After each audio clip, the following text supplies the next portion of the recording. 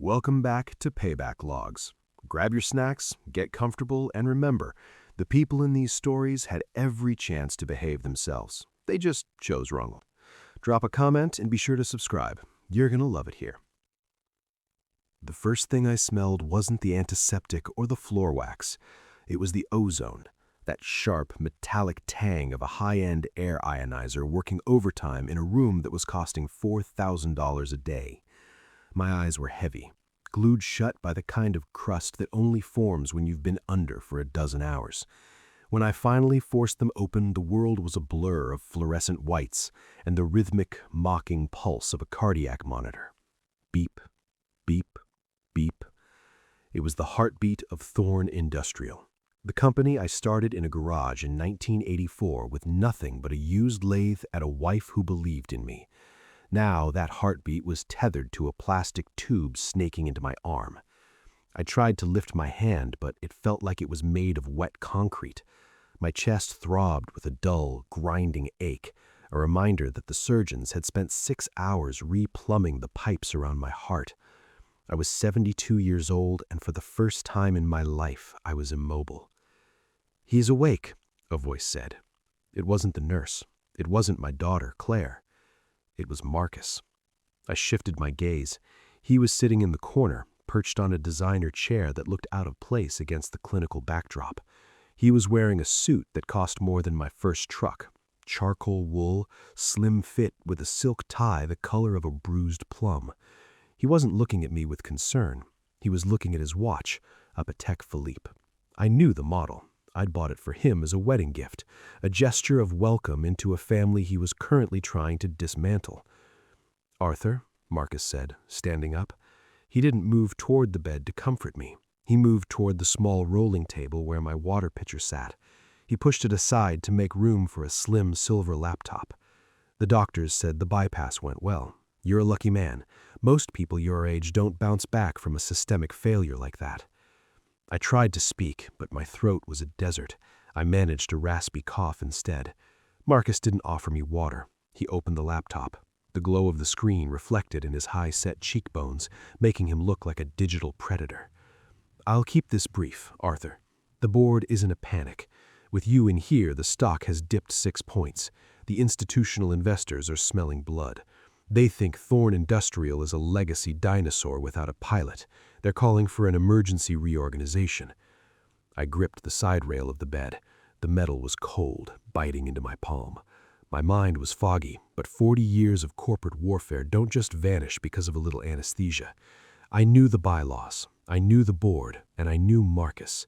He'd married Claire 3 years ago, a Fintech Visionary whose own firm had burned through $40 million in venture capital before vanishing into the ether. I'd given him a seat on my board to keep my daughter happy. It was the only mistake I ever made that required a scalpel to fix. "Claire?" I managed to croak out. "She's at home, Arthur, distraught. She can't handle seeing you like this." Marcus lied. I knew he was lying because Claire had my spine. If I was dying, she'd be holding the shovel, not hiding in a bedroom. "She's agreed that for the sake of the family legacy, we need to streamline the leadership.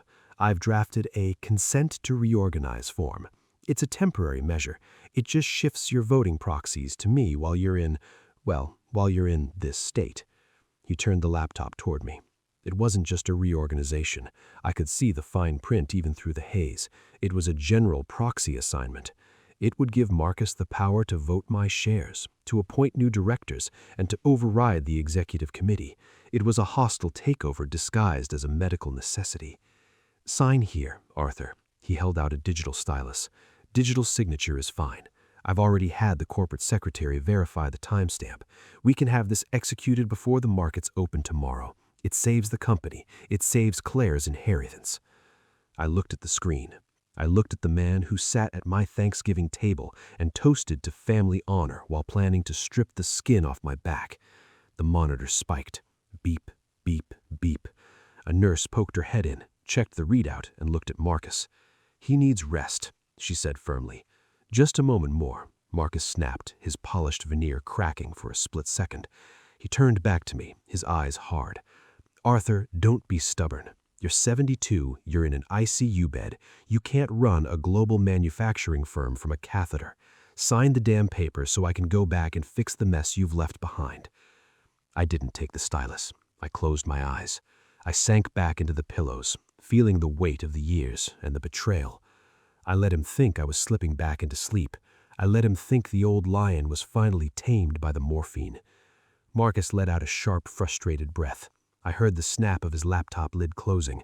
The sound echoed in the small room like a gunshot. "Fine," Marcus whispered, leaning close to my ear. I could smell his expensive cologne, sandalwood and arrogance. "Sleep on it, Arthur. But know this, by the time you're discharged, there won't be a chair left for you at that table. I've already got Miller and Vance on my side. The Thorne name is coming off the building one way or another." I waited until I heard his Italian leather shoes click-clack down the hallway. I waited until the nurse dimmed the lights and the ICU settled into its nightly chorus of groans and machinery. Then I reached for the call button. Not for the nurse. I reached for the hidden pocket in my overnight bag that the orderlies had tucked into the bedside locker. Inside was my old Casio watch and a small encrypted key fob. Marcus thought he was playing a game of speed and tech. He thought he could outrun a man with a walker. He forgot that Thorne Industrial wasn't built on fintech or disruption. It was built on the founding charter of 1984. I squeezed the key fob in my hand. My heart was weak, yes, my body was broken for now, but my secret professional weapon wasn't a laptop or a proxy vote. It was a single, dormant clause buried in a dusty ledger that Marcus had never bothered to read. "Type justice in the comments," I whispered into the dark, the rhythm of my heart finally steadying. The next 3 days were a blur of white coats and the condescending tilt of Marcus's head.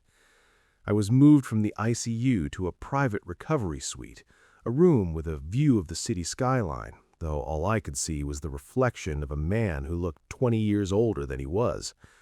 My chest felt like it had been held together with staples and spite. Marcus was there every morning before the sun hit the glass. He didn't bring coffee, he brought reports. "Arthur, you're looking frail," Marcus said, standing at the foot of my bed. He had a way of saying the word frail that made it sound like a terminal diagnosis. "I spoke to Dr. Eris. He's concerned about your cognitive load. The trauma of the bypass, the restricted blood flow to the brain during the pump. It takes a toll. You've been asking about the 1984 ledger again. The nurses say you're fixated on ghost documents." I stared at him. I wasn't fixated. I was remembering. But Marcus was laying the groundwork. In the corporate world, this is called capacity challenging.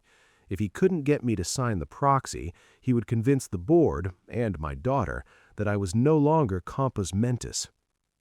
"The ledger exists, Marcus," I said, my voice stronger than the day before, though still like gravel in a blender. "It's in the vault at the downtown branch. It contains the original restrictive covenants." Marcus let out a soft, pitying chuckle. He turned to the window, his hands in his pockets. "Arthur, that bank branch closed in 2012. The vault was cleared. Everything was digitized during the 2015 audit, the one you oversaw. There are no paper ledgers. There are no restrictive covenants that aren't already in the cloud. You're remembering a version of the company that doesn't exist anymore." He walked back to the bed and leaned in, his face inches from mine. "You're confused. It's okay. It's natural. But the board meeting is on Friday.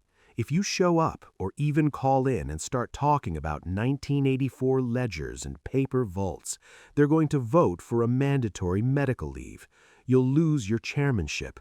You'll lose your dignity. Is that what Martha would have wanted? To see you dragged out of your own boardroom because you couldn't admit your mind is slipping?" He was using her name like a weapon.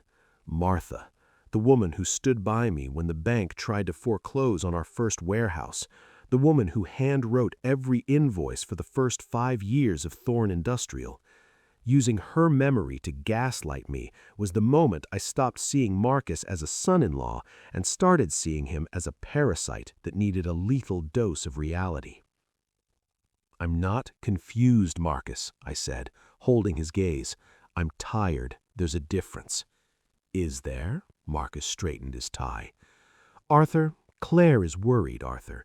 She's already looking at assisted living options. Not the nursing homes you see on the news, of course. Top tier, medical staff on site 24/7. It would be a relief for everyone. No more stress, no more worrying about stock prices. You could just fade away in comfort." He left a stack of market analysis papers on my nightstand. I looked at the top sheet. It was a projection of Thorne Industrial's value under new leadership. The graph showed a vertical spike, but the fine print, the part Marcus thought I couldn't read, showed a total liquidation of our domestic manufacturing plants. He wasn't planning to lead the company.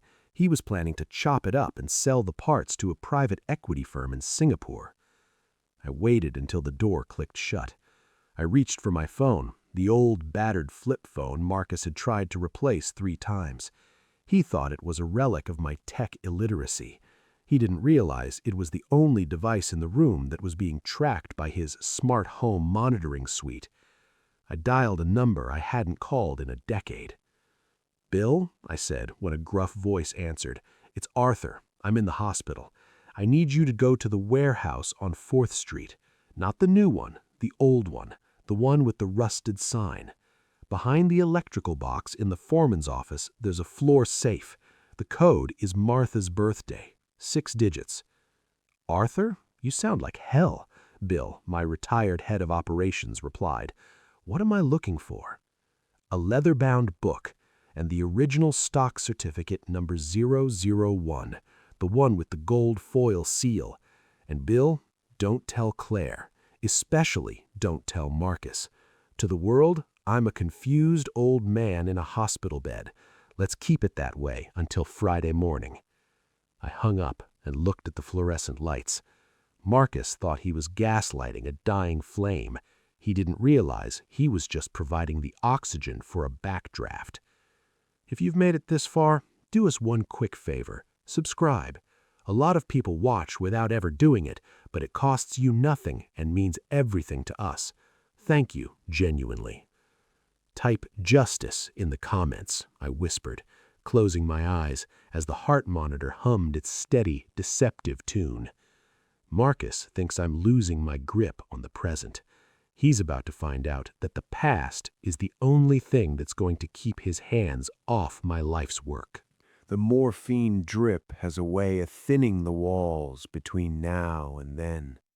When I closed my eyes in that sterile suite, I wasn't an old man with a scarred chest and a treacherous son-in-law. I was 34 again. I could smell the heavy, sweet scent of machine oil and the sharp metallic tang of ozone from the old Miller welder. It was February 1984, the kind of winter that gets inside your bones and stays there. We were in a rented garage in South Boston, a space so cold that Martha had to wear her old wool winter coat, the navy blue one with the missing button, just to sit at the makeshift desk I'd built out of 2 sawn-off sawhorses and a sheet of plywood. "Arthur, the bank called again," she said, her voice steady despite the visible puff of white breath that accompanied every word. She didn't look worried. Martha never looked worried. She just looked like she was calculating the next move. "They want more collateral for the lathe. They don't think a garage startup can compete with the giants in Ohio." I wiped my hands on a greasy rag and walked over to her. I looked at the ledger she was working on, a thick, leather-bound book we'd bought at a stationary liquidator. Every entry was handwritten in her precise, elegant script. It wasn't just accounting, it was a diary of our survival. "We aren't competing with them, Martha," I said, leaning over the plywood desk. "We're outthinking them. We're smaller, faster, and we don't have a board of directors breathing down our necks telling us to cut corners on the alloy." She smiled, that small, knowing tilt of her lips that always made the garage feel 10 degrees warmer. She reached into the drawer and pulled out a document I'd spent 3 months drafting with a night school lawyer who worked for sandwiches and beer. "The charter," she whispered, smoothing the paper with her thumb. "Certificate number 001. We were incorporating Thorne Industrial that night. We had no employees, one client, and a mountain of debt. But as we sat there in the dim light of a single hanging bulb, Martha pointed to a paragraph I had insisted on including, a clause the bank's lawyers had called eccentric and unnecessary for a small-scale operation. "The golden share," Martha read aloud. "In the event of a hostile move, a medical incapacity, or a dispute regarding the core mission of the corporation, the holder of certificate number 001 retains a single non-dilutable vote that overrides any and all board resolutions, regardless of total equity distribution." "It's a poison pill, Martha," I told her. "It means that no matter how big we get, no matter how many investors we take on, the heart of this company stays with the person who built it. It's the lock on the door." "And who holds the key?" she asked, her eyes meeting mine. "We do, together." That night we signed the ledger. We didn't have a seal, so Martha took a gold foil star, the kind teachers give to children for a job well done, and pressed it onto the heavy paper. She laughed as she did it, a bright, clear sound that drowned out the rattling of the garage door in the wind. "To the future, Arthur," she'd said, kissing my cheek. "May we never be so big that we forget how cold it was when we started." I remember the smell of her lavender soap that night. It was the only luxury she allowed herself, a small bar she kept in a tin. It was the scent of my home, my anchor, and my conscience. 30 years later, when the cancer took her, she held my hand in our bedroom, the one overlooking the gardens she'd spent 20 years tending. She didn't talk about the billions the company was worth. She didn't talk about the high rises or the global reach. "The ledger, Arthur," she whispered, her voice a shadow of the woman in the garage. "Keep the gold star safe. There will come a day when someone looks at Thorne Industrial and sees only a number, not the sweat. Don't let them take the heart out of the machine." I woke up in the hospital bed, the scent of lavender replaced by the sharp chemical sting of floor cleaner. My hand was cramping as if I were still holding hers. "Marcus thinks he's a genius because he understands algorithms and market sentiment. He thinks because the garage is gone and the ledger is old junk, the power is gone too. He sees the dinosaur, but he doesn't see the ghost standing behind me. Martha didn't spend 40 years building a legacy just to have a suit-and-tie scavenger pick the bones clean. She gave me the golden share. She gave me the key, and she gave me the one thing Marcus will never have, a memory worth fighting for."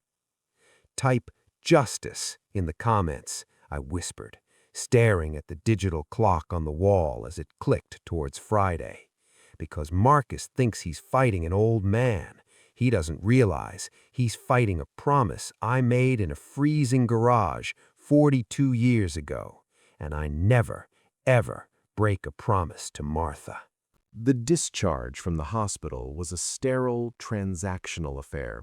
Marcus didn't come to pick me up. He sent a car service, a black town car with a driver who didn't speak.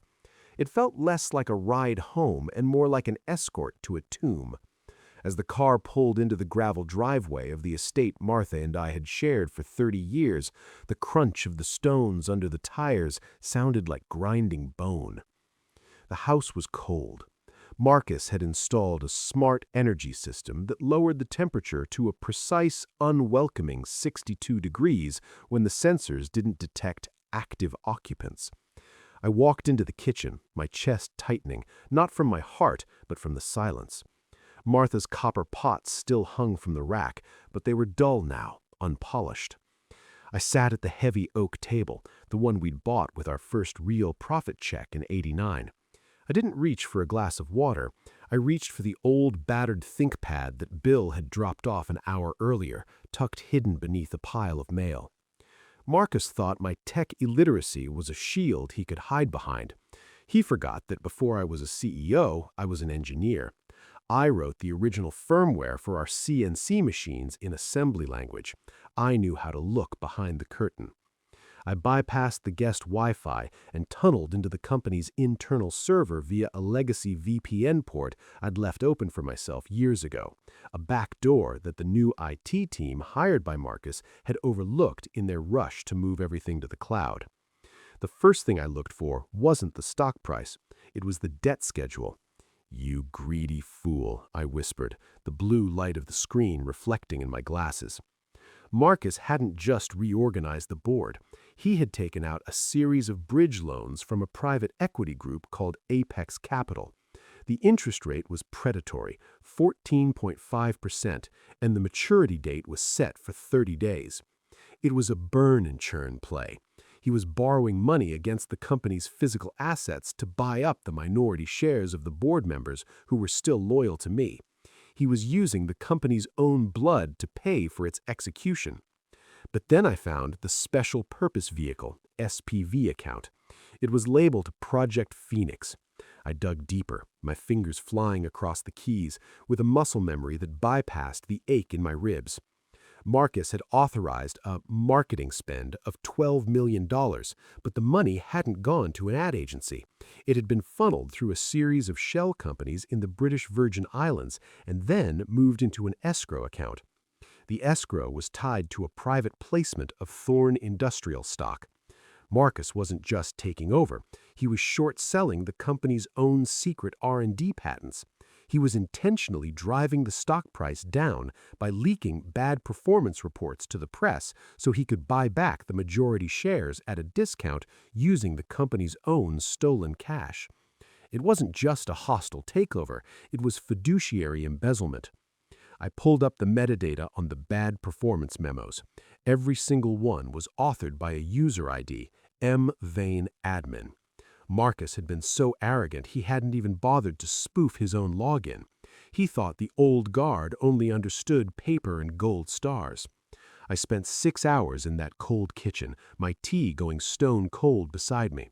I mapped the entire waterfall of his fraud. I saw the wire transfers, the falsified board minutes, and the forged medical certification he'd tried to use to declare me incapacitated.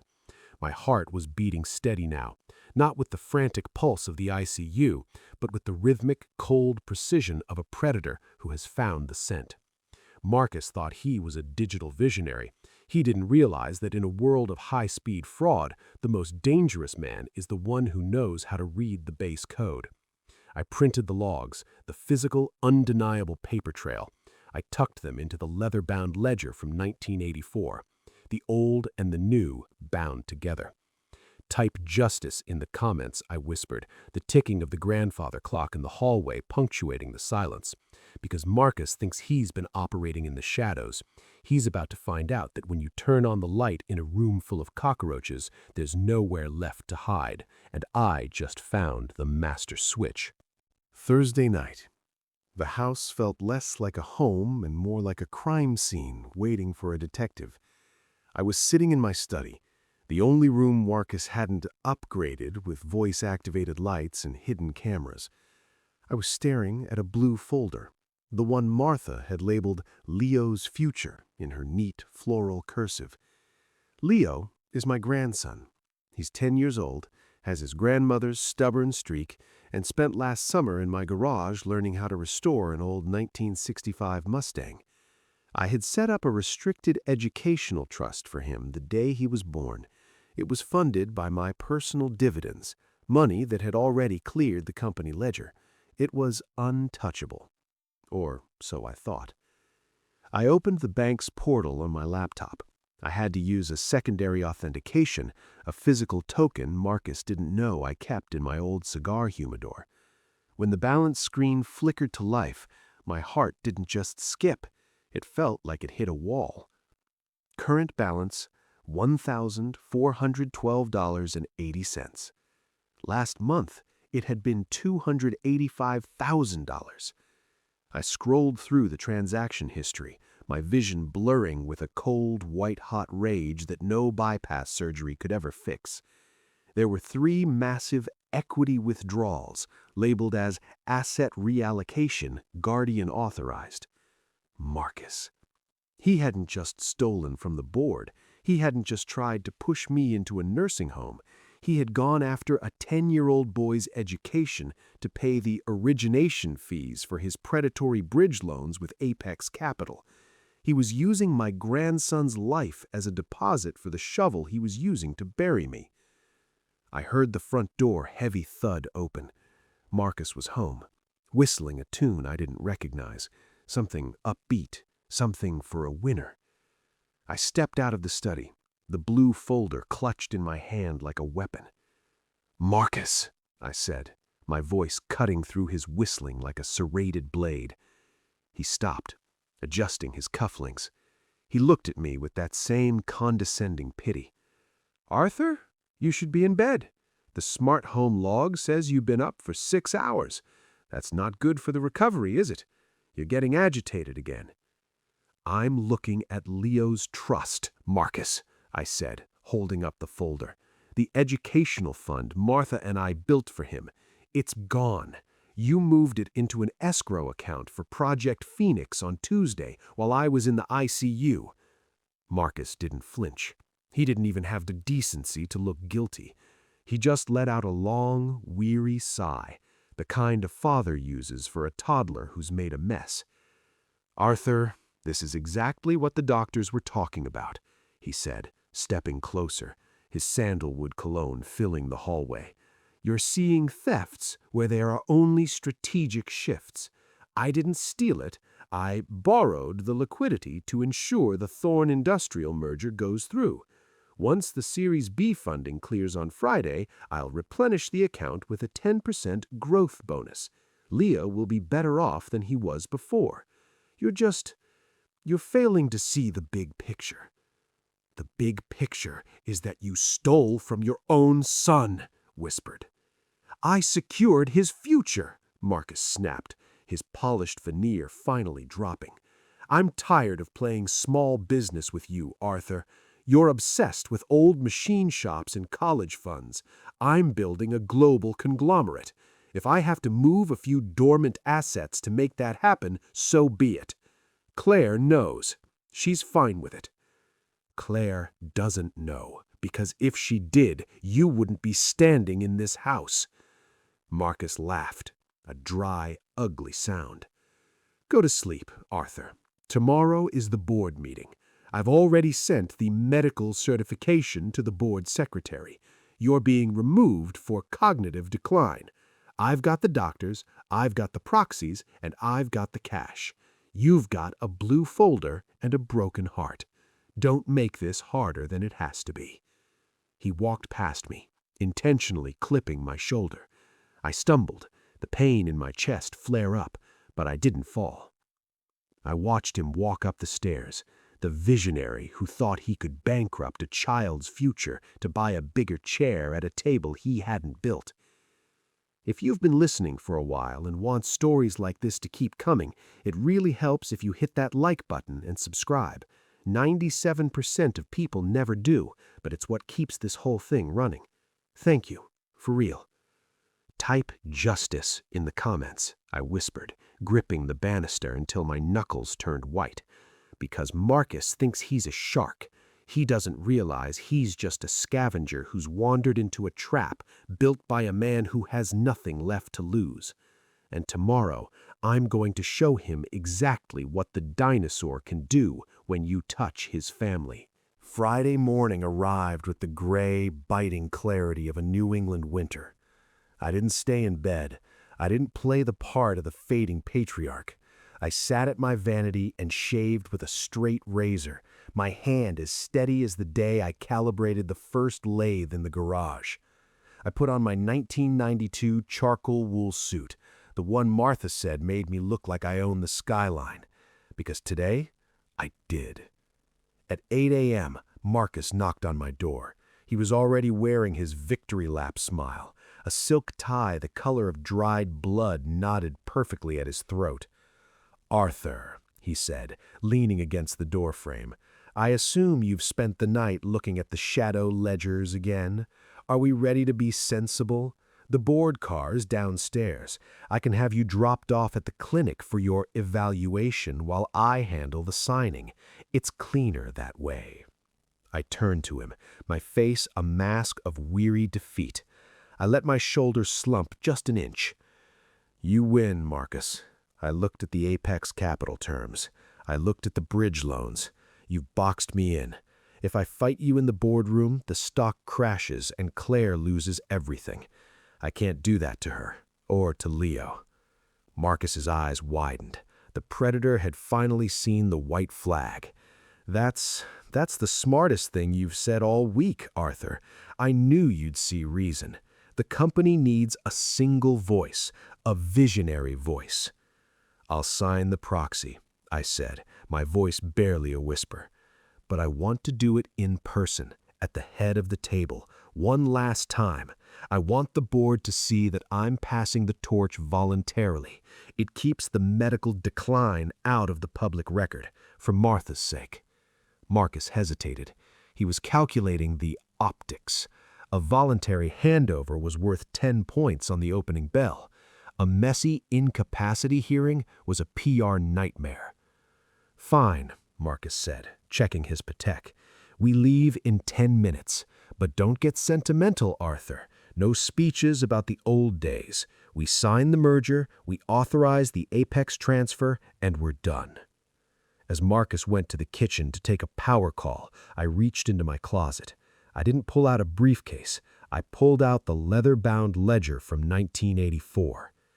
Tucked inside was stock certificate number 001. I hadn't just audited Marcus's fraud. I had spent the night on a secure line with my old corporate counsel, a man who had retired to a cabin in Maine, but still remembered every poison pill we'd baked into the Thorne charter. "Arthur," he'd told me, his voice crackling over the encrypted satellite link, "the golden share isn't just a vote, it's a sovereign override. If you invoke Section 4C of the original charter, it doesn't just block the merger, it triggers a mandatory audit and liquidation of fractional interests. It means anyone who attempted a hostile move has their shares forcibly bought back at the original par value from 1984. For Marcus, that's about $4.60. The ride to the Thorne Industrial Tower was silent. Marcus was busy on his tablet, probably already shopping for a penthouse in Dubai. He didn't notice the heavy leather-bound book sitting on my lap. He didn't notice that I wasn't looking at the skyline. I was looking at the timestamp on my Casio. We pulled into the underground garage. The private elevator hummed as it climbed 60 floors. Every floor represented a decade of my life, 1,000 employees, 1,000,000 hours of sweat. As the doors opened to the executive suite, the board was already gathered. Miller, Vance, and the others, men I'd played golf with, men I'd enriched, all looked away as I walked in. They'd already taken Marcus's retention bonuses. They had already sold their loyalty to the highest bidder. "Gentlemen," Marcus announced, guiding me toward the head of the mahogany table, "Arthur has something he'd like to say before we execute the Project Phoenix merger." I sat down. The chair felt solid. The room felt cold. I laid the 1984 ledger on the table, the gold foil star on the cover catching the morning sun. "Type justice in the comments," I whispered to myself, the silence of the boardroom feeling like the moment before a dam breaks. Because Marcus thinks he's invited a ghost to a funeral.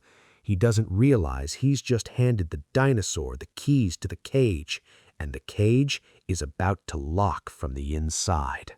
The Thorne Industrial boardroom was a masterpiece of glass, brushed steel, and betrayal. Outside the floor-to-ceiling windows, the city looked like a circuit board, humming with the energy of millions of people who had no idea that 60 stories up, a dynasty was being auctioned off for parts.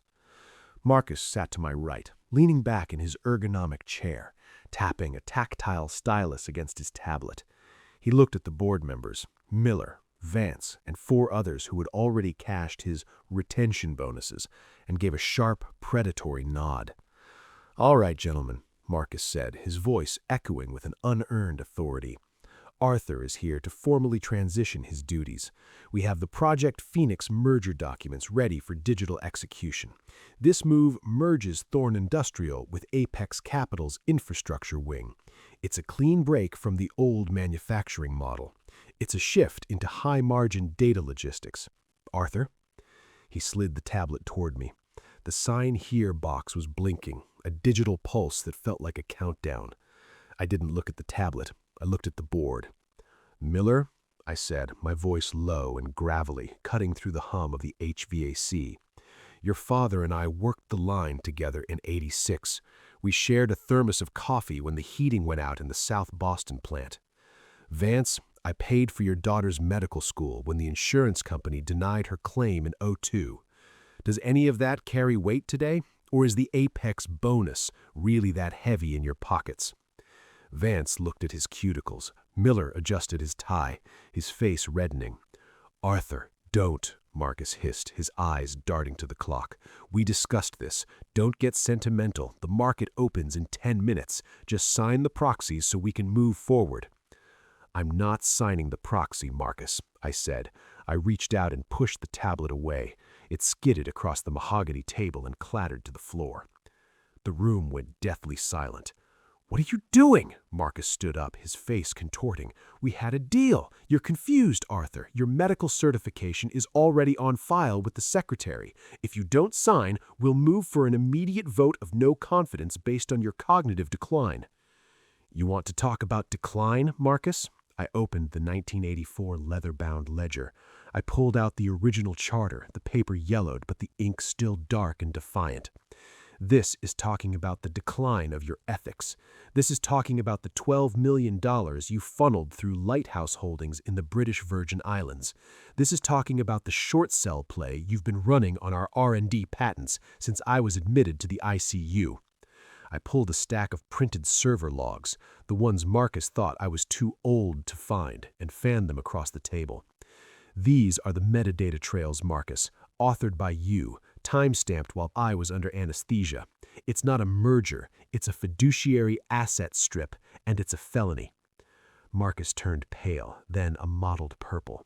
He looked at the board. "He's hallucinating. These are forged. He's trying to sabotage the deal because he's a dinosaur who can't handle a changing world." "I'm not sabotaging the deal, Marcus," I said, standing up. My chest ached, but I stood straight. "I'm not sabotaging the deal, Marcus. I'm exercising my founding prerogative. Gentlemen, I would like to direct your attention to Section 4C of the original Thorne Charter of 1984. I laid stock certificate number 001 on the table. The gold foil star Martha had pressed there 42 years ago shimmered under the LED lights. "This is the golden share," I said, my voice gaining strength. "It is designed for exactly this moment. It is a sovereign, non-dilutable vote. It carries the weight of a 51% majority in any matter regarding the core mission or ownership integrity of this firm. And as the holder of Certificate 001, I am hereby invoking Section 8, Mandatory Rescission." "You can't," Marcus shouted, lunging for the paper. Miller caught his arm, his face pale. "I can," I said, and I just did. "By invoking Section 8, any director or officer found to be acting in bad faith or conflict of interest has their shares subject to immediate mandatory buyback, not at the current market value, at the par value of 1984. Marcus, your 100,000 shares are being liquidated for exactly $460. I've already authorized the wire. You're no longer a shareholder. You're a trespasser." Marcus froze. The silence in the room was absolute. You could hear the faint clicking of the grandfather clock I had moved into the foyer years ago. "And there's one more thing," I said, looking Marcus dead in the eyes.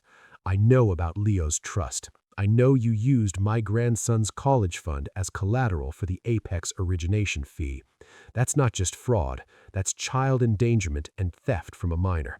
I've already turned the logs over to the district attorney's office. They're waiting downstairs with the FBI's white-collar division. Marcus's legs seemed to give out. He slumped back into his chair, the chair he thought he'd stolen. "Vance? Miller?" Marcus whispered, looking for an ally. Vance pushed his chair back and stood up. He didn't look at Marcus. He looked at me.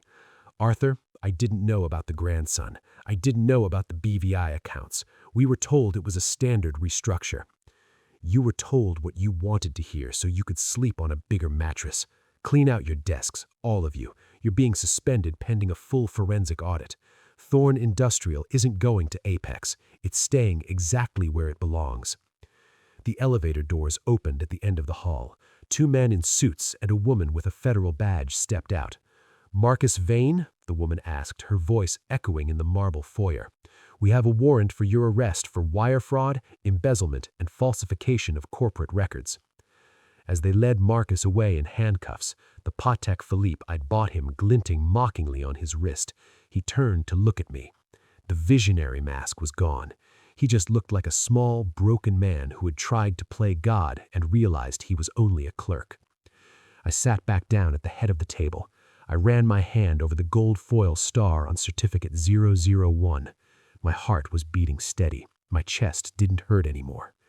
"Type justice in the comments," I whispered to the empty room as the board scrambled to call their lawyers. Because Marcus thought the dinosaur was extinct.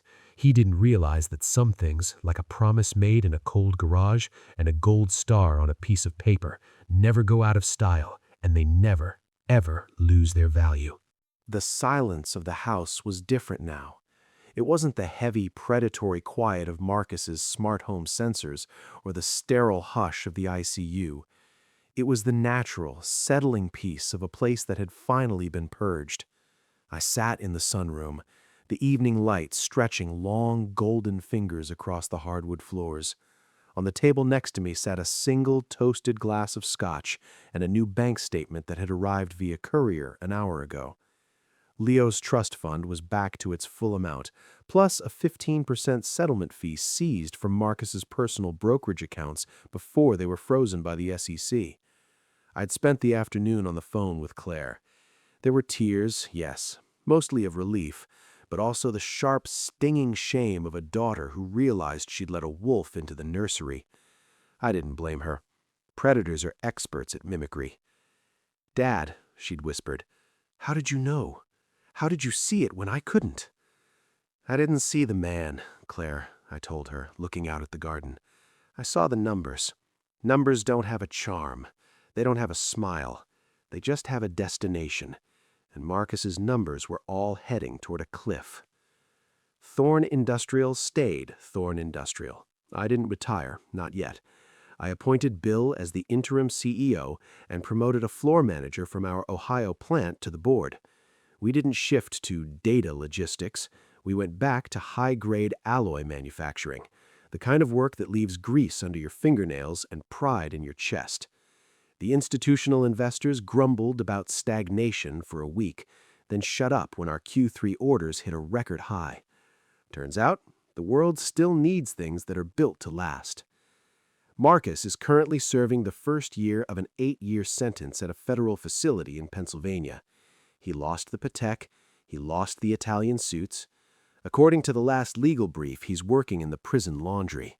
I hope he appreciates the irony. He spent years trying to clean dirty money, and now he's finally doing it for real. I walked out into the garden, my old canvas work jacket shielding me from the twilight chill. I stopped at the rose bushes, Martha's roses. They had struggled while I was away, their leaves yellowing from neglect. I knelt down, the soil cool and damp against my knees, and began to prune the dead weight. I thought about that freezing garage in 1984. I thought about the gold foil star. Marcus thought the golden share was a trick, a loophole, a dinosaur's last gasp. He never understood that the share didn't have power because of the legal jargon. It had power because it represented a life's worth of skin in the game. It was a tether to the ground.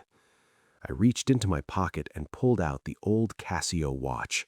I laid it on the stone bench next to me. I wasn't timing a merger or a bypass recovery anymore. I was just listening to the wind in the trees. The payback logs aren't about the money. They aren't really even about the revenge. They're about the audit, the moment where the universe looks at the books and demands that the balance be settled. Marcus tried to cook the books of my life, but he forgot that the chief auditor was still in the building.